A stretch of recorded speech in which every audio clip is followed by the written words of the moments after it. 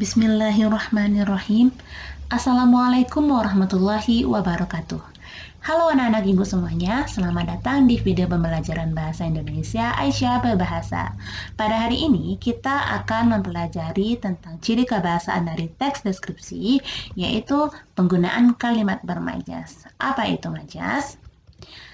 Majas adalah cara melukiskan sesuatu dengan menyamakannya dengan sesuatu yang lain. Jadi, cara menggambarkan suatu objek dengan mengumpamakannya atau menyamakannya dengan objek yang lain, atau yang biasa kita sebut dengan kiasan. Nah, pada teks deskripsi ini ada 3 majas yang akan kita bahas. Yang pertama adalah majas asosiasi, majas metafora, dan majas personifikasi. Untuk pemahaman lebih lanjut, mari kita simak satu persatu dari majas ini. Pertama itu adalah majas asosiasi. Asosiasi ini berarti majas yang membandingkan dua objek yang sesungguhnya berbeda tetapi dibuat seolah-olah sama.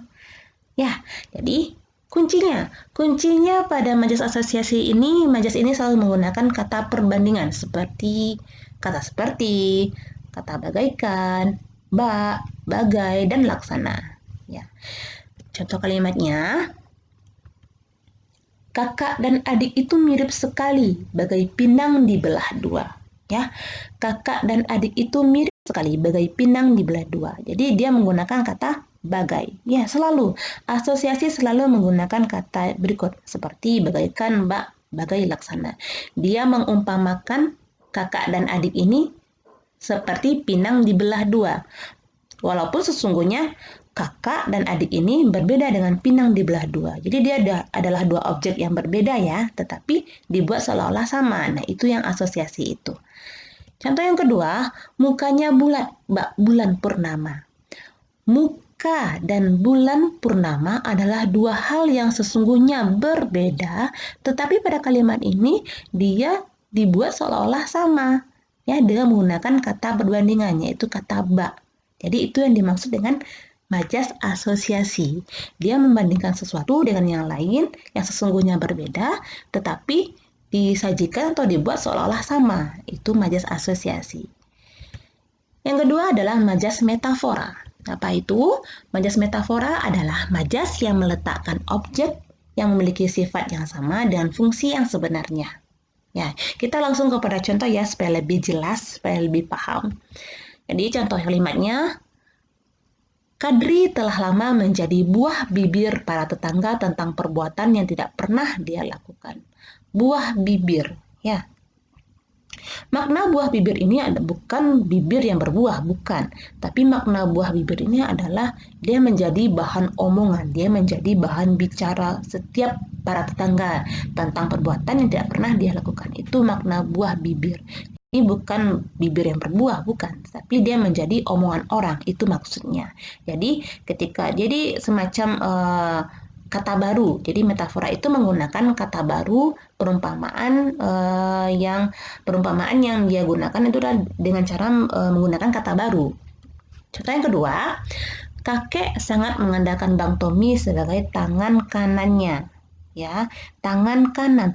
Tangan kanan di sini maksudnya adalah orang kepercayaan, bukan tangan kanan manusia, bukan tangan kita yang seperti tangan kanan, bukan. Tetapi artinya di sini adalah tangan kanan. Seperti yang kita ketahui bahwa manusia selalu menggunakan tangan kanannya, rata-rata menggunakan tangan kanan untuk beraktivitas. Jadi pada kalimat ini maknanya adalah Bang Tommy itu merupakan orang kepercayaan kakek.